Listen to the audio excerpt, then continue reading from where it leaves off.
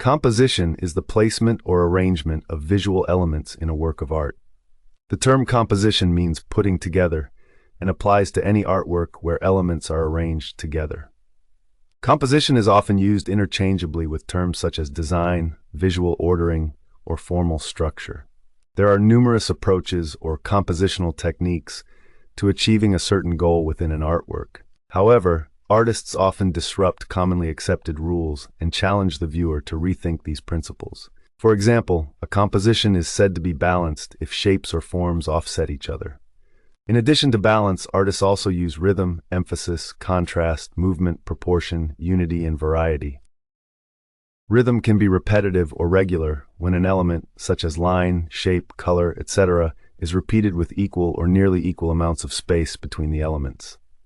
A good example of repetitive rhythm is René Magritte's Golconde, 1953. Notice how the figures dressed with coat and hat are spread throughout the canvas at regular intervals.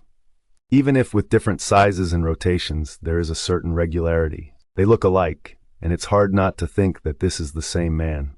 Notice the windows too, they have exactly the same shape. By reduplicating these shapes, Magritte reinforces certain feelings on the viewer. Using only geometric shapes and primary colors, Broadway Boogie Woogie, 1942-43, by Piet Mondrian, is another fine example of rhythm. The title of this oil painting is a direct reference to boogie woogie, which became a popular genre of music during the 1920s. The repetition of square and rectangular-like shapes, as well as the contrast of colors, creates a sense of rhythmic beats, a combination of shapes and colors that is also reminiscent of traffic lights. Rhythm can be flowing rhythm too, as is the case of Bush Medicine, 2002, by artist Gloria Petier. Notice how Petier is being extremely economic. A monochromatic palette and dashes is all she needs to efficiently create a sense of flow.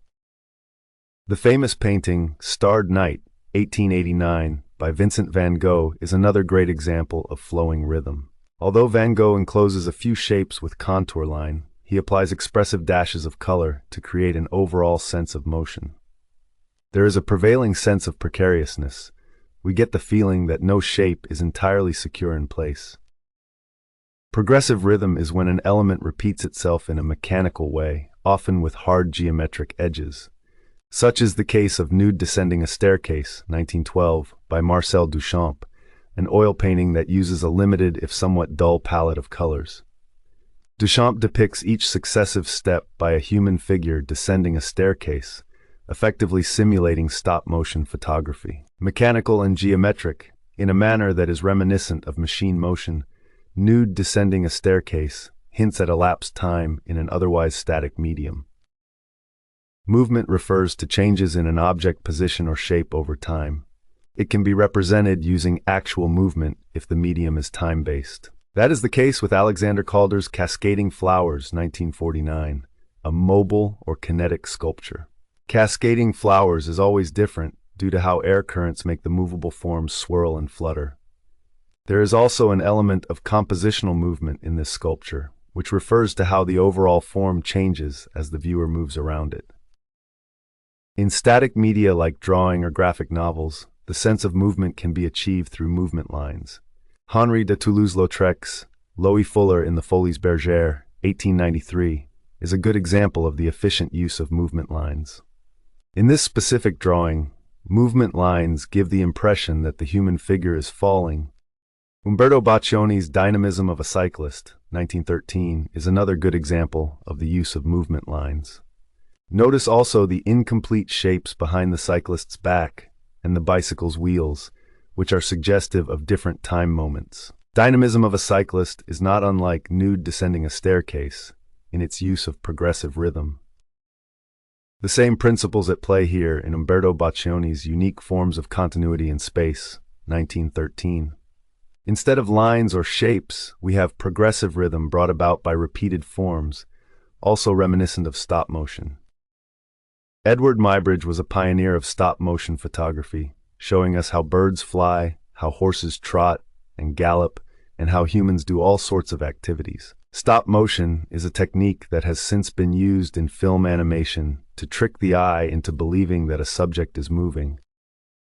The sense of movement can also be created in static media by blurring figures.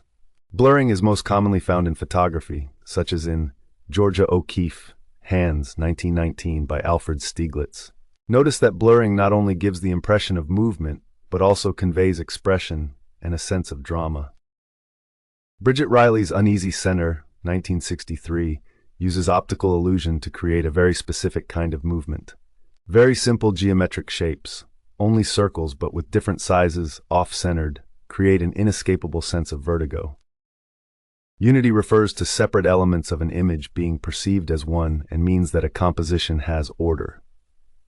Unity can be achieved through proximity, simplicity, repetition, and continuation. Simplicity, which can be achieved by limiting the number of different shapes, colors, or textures. Proximity, which means how close elements are to each other. Repetition, which is often combined with simplicity to bring about unity in a work of art. Continuation, which is achieved by the use of lines, edges, or shapes to link different elements in a composition. Donald Judd's Untitled 1990 is a good example of unity through simplicity, proximity, and repetition. Andy Warhol's Campbell's Soup Cans, 1962, is another good example of unity through simplicity, proximity, and repetition. Katharina Fritzsch's Company at the Table, 1988, deploys unity through proximity, but also repetition. Henri Matisse's Polynesia, the Sea, 1946, implements continuation of lines in the background to bring about unity, as well as variety of form, another principle of art that we will be talking in a while. Sarah Say's Triple Point Pendulum, 2013, also employs continuation through the use of lines on the floor, along with proximity of forms, to bring about unity in a sculpture that is whole. There's a lot of variety of form in this sculpture too. Our eyes wander looking for details and points of interest. There's so much detail in this sculpture that we never get bored.